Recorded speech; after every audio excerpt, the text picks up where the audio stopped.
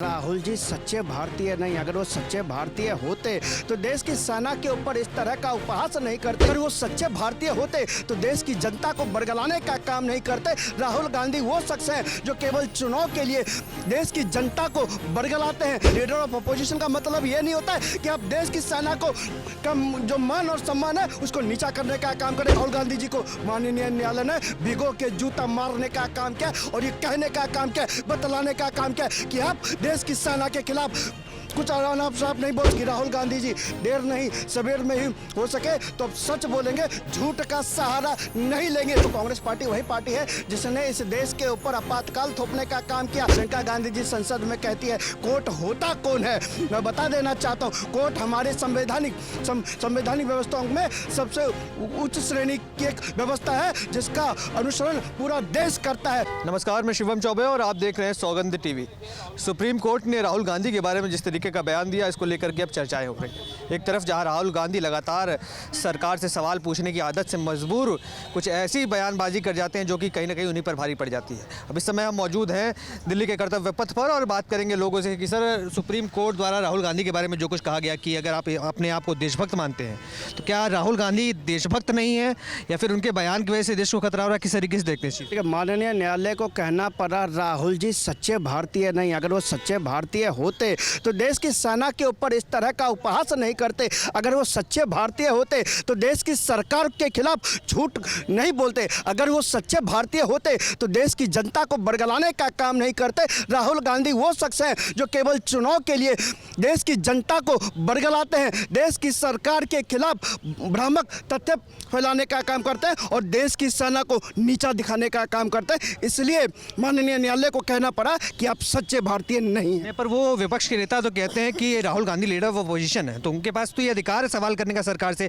अगर कोई भी खामियां रह गई सरकार में तो कहीं ना कहीं उनका तो दायित्व बनता है कि सरकार पर सीधा सवाल करें। बिल्कुल, लीडर ऑफ अपोजिशन है, बिल्कुल है, लेकिन लीडर ऑफ अपोजिशन का दायित्व है सरकार की खामियां को गिनवाना। लीडर ऑफ अपोजिशन का दायित्व है कि देश में जो समस्याएं घटी है उस समस्याओं के लिए आप सरकार के सामने कहिए और सरकार के सामने जनता की बात को रखिए। लीडर ऑफ अपोजिशन का मतलब ये नहीं होता है कि आप देश की सेना को कम जो मान और सम्मान है उसको नीचा करने का काम करें। लीडर ऑफ अपोजिशन का मतलब ये नहीं होता है कि आप देश की जनता को बरगलाने का काम करें। लीडर ऑफ अपोजिशन का मतलब ये नहीं होता है कि देश की जनता के सामने झूठे और भ्रामक तथ्य रखने का काम करें। तो मैं फिर कहना चाहता हूँ जिस तरह से 2000 किलोमीटर चाइना को कहा गया कि अंदर आ गए, जिस तरह से कहा गया भारत की सेना पिट जाती है और राहुल गांधी जी को माननीय न्यायालय ने भिगो के जूता मारने का काम किया और ये कहने का काम किया, बतलाने का काम किया कि आप देश की सेना के खिलाफ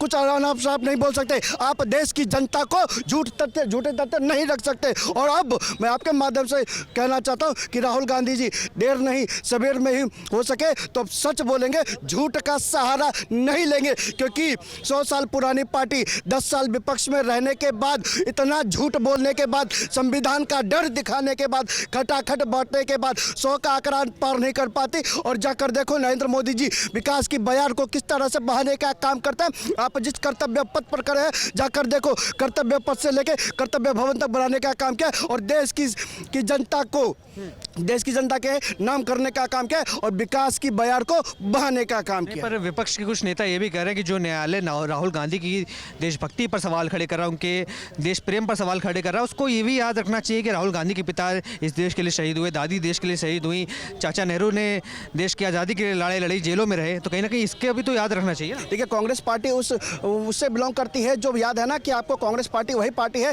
जिसने इस देश के ऊपर आपातकाल थोपने का काम किया। आप नरेंद्र मोदी जी से सवाल कर सकते हैं, आप अमित शाह जी से सवाल कर सकते हैं, आप भाजपा से सवाल कर सकते हैं, आप देश की सरकार से, भाजपा के किसी भी अन्य राज्य में सरकार है उनसे सवाल कर सकते हैं, लेकिन कांग्रेस पार्टी से आप कतई सवाल नहीं कर सकते। कांग्रेस पार्टी के खिलाफ आप कतई नहीं बोल सकते। कांग्रेस पार्टी परिवार के खिलाफ आप कतई नहीं बोल सकते। अगर बोलेंगे तो याद है ना इमरजेंसी कैसे लगाई थी। अरे साहब, यही तो है। मैं फिर कहना चाहता हूँ, जो लोग कहते हैं ना संविधान संविधान। लेकिन मैं उनसे पूछना चाहता हूँ, क्या आप इस तरह से संविधान की मान की हानि नहीं कर रहे हैं? जो न्यायालय संविधान के अनुरूप चलता है, उस संविधान को अंगूठा दिखाने का काम नहीं कर रहे हैं, उस लोकतंत्र को ठेंगा दिखाने का काम नहीं कर रहे हैं। प्रियंका गांधी जी संसद में कहती है कोर्ट होता कौन है?